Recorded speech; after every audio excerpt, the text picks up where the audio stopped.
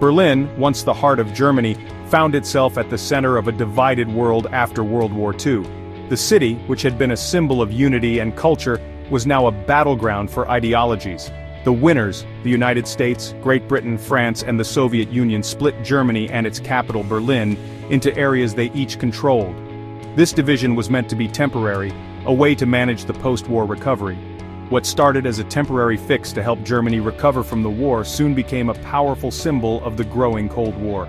The ideological differences between the Allies and the Soviet Union began to deepen, and Berlin was caught in the middle. The United States, Great Britain, and France combined their areas in 1949 to create West Germany.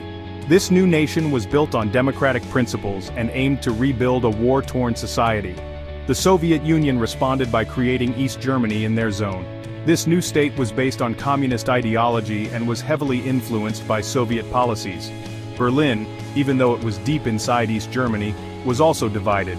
The city became a microcosm of the larger global conflict, with each side trying to showcase their way of life as superior. West Berlin became an island of freedom and democracy within communist territory. It was a place where people could experience the benefits of a capitalist society even though they were surrounded by a communist regime. This division tore Germany apart, separating families, friends, and loved ones. The Berlin Wall, which was erected in 1961, became the most visible symbol of this separation, a concrete barrier that divided not just a city, but lives and hearts. Berlin became a real-life example of the fight between the capitalist West and the communist East. The city was filled with propaganda from both sides, each trying to win the hearts and minds of the people.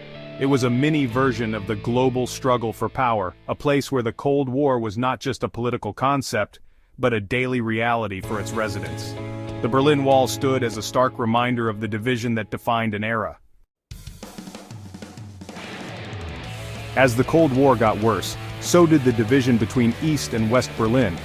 At first, people could move between the two sides fairly easily, but that started to change as the East German government, pushed by Moscow, tried to stop its citizens from escaping to the West. Life was much better in West Germany, they had a stronger economy and more freedom. Things came to a head in the summer of 1961, when a huge number of East Germans escaped to West Berlin. In a desperate attempt to stop the exodus, East Germany, with help from the Soviet Union, put up a barbed wire fence. That fence would soon become the infamous Berlin Wall. The Berlin Wall, built on August 13, 1961, silenced East Berlin. It was a physical and ideological barrier that divided not just a city, but families, friends, and a nation. The wall stood as a stark reminder of the Cold War tensions that gripped the world. What started as a simple barbed wire fence quickly became a heavily guarded barrier, complete with watchtowers, guard dogs, and a death strip to stop people from escaping. The death strip was a barren, sandy area where any movement would be easily detected, making escape nearly impossible. The wall stretched for 27 miles through the heart of Berlin, cutting the city and its people in two. It wasn't just a physical barrier, it was a psychological one as well, creating a sense of isolation and despair among those trapped on the eastern side. Life behind the wall meant constant watching and very few freedoms. Surveillance was omnipresent, with the government keeping a close eye on its citizens. People lived in fear, knowing that any misstep could lead to severe consequences. The East German government controlled everything. From the media to education, every aspect of life was regulated. The regime used propaganda to maintain control, painting a picture of a utopian society that was far from reality. People couldn't travel, speak freely, or meet in groups. The lack of freedom stifled creativity and innovation, leading to a stagnant society where people were afraid to express their true thoughts and feelings. The Stasi, the East German secret police, had spies everywhere, making people afraid and distrustful of each other. Neighbors, friends, and even family members could be informants, creating an atmosphere of paranoia and suspicion. Even with all the risks, many East Germans still dreamed of freedom. They yearned for the ability to make their own choices, to travel, and to reunite with loved ones. Some were willing to risk their lives in daring escape attempts, hoping to find a better future in the West. Families were ripped apart, with some stuck in the East while others were lucky enough to be in the West. The separation caused immense emotional pain, as parents, children, and siblings were forced to live apart, often with no hope of reunion. The wall became a powerful symbol of oppression, a stark reminder of the human cost of division. It stood as a testament to the lengths a regime would go to maintain control, and the resilience of the human spirit in the face of such adversity. The Berlin Wall seemed impossible to overcome, but cracks were starting to show in East German communism. Life in the East was poor and oppressed, a stark contrast to the prosperity and freedom of West Germany. This contrast was impossible to ignore, and people started to get restless. In the 1980s, several things led to growing unrest in East Germany. The Soviet Union, under Mikhail Gorbachev, started making changes, perestroika, and glasnost, to improve their economy and allow more freedom. These reforms inspired people in other communist countries who wanted change. In East Germany, a pro-democracy movement emerged, challenging the Communist Party. Inspired by the Solidarity movement in Poland, East German activists organized protests demanding freedom and democratic reforms. Despite facing threats and intimidation, the movement grew stronger. The winds of change blowing across Eastern Europe didn't go unnoticed by East Germany's leaders. The region was experiencing a wave of political transformation, with citizens demanding more freedom and transparency.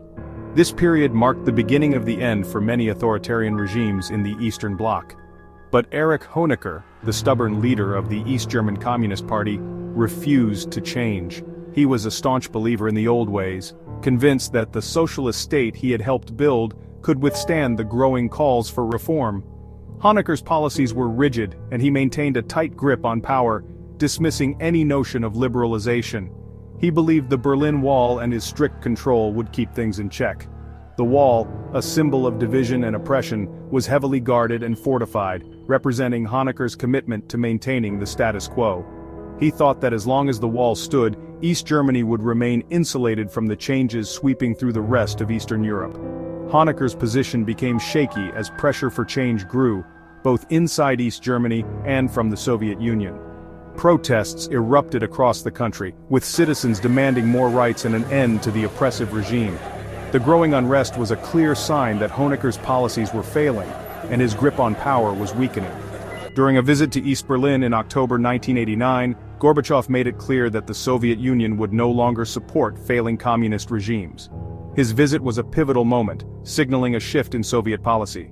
Gorbachev's message was unambiguous. The era of Soviet intervention to prop up unpopular governments was over.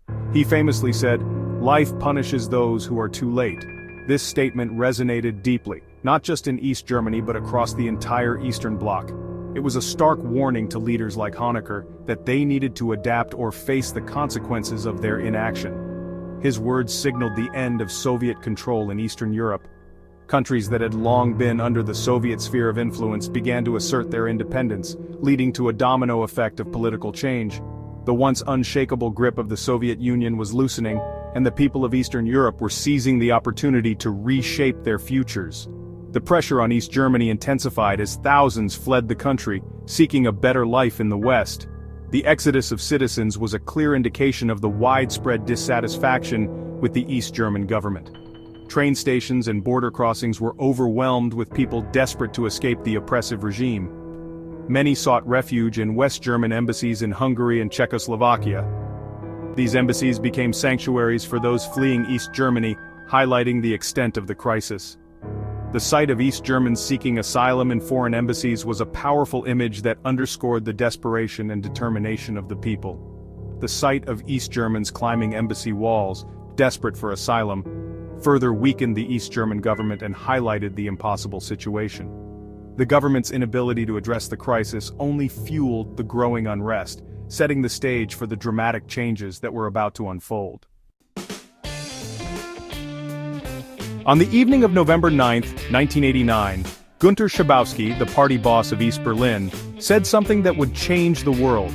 In a rushed press conference, he read from a note about new travel rules that would allow East Germans to cross into West Berlin.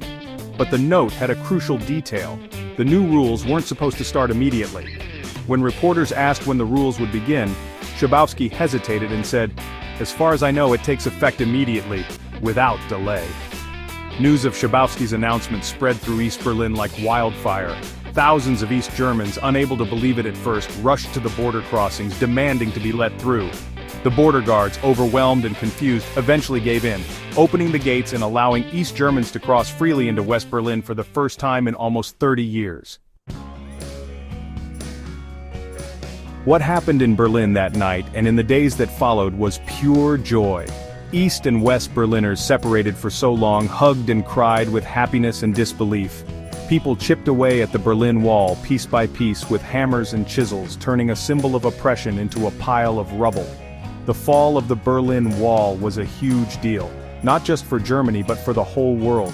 It marked the end of the Cold War and the collapse of communism in Eastern Europe. Democracy and freedom had won. Within a year, Germany was officially reunited and the barriers that had divided Europe for decades began to crumble. The fall of the Berlin Wall shows how strong the human spirit is. It reminds us that walls, both real and metaphorical, can be broken down. It shows that the desire for freedom and unity will always find a way. But the Berlin Wall isn't just a history lesson. Today, with growing nationalism, political division, and the building of new barriers, both physical and in our minds, the lessons of the Berlin Wall are more important than ever. All over the world, walls are still being built, dividing communities, creating tension, and preventing cooperation. The fall of the Berlin Wall reminds us that such barriers are never the answer. True security and prosperity come from tearing down walls, not building new ones. The fall of the Berlin Wall gives us hope. It shows that peaceful protest, talking to each other, and forgiveness can create incredible change. It reminds us that change is always possible, even when things seem impossible, and that people united can achieve amazing things. As we face the challenges of the 21st century, let's remember the courage of those who fought to tear down the Berlin Wall. Let's remember that the fight for freedom, justice, and unity never ends. It requires us to be alert and to challenge the way things are. The fall of the Berlin Wall reminds us that walls are not permanent. They are a sign of human mistakes, not human destiny. Let's learn from the past and work towards a world without walls, where we build bridges instead, and where the human spirit is free. Please subscribe to our channel for more historical content.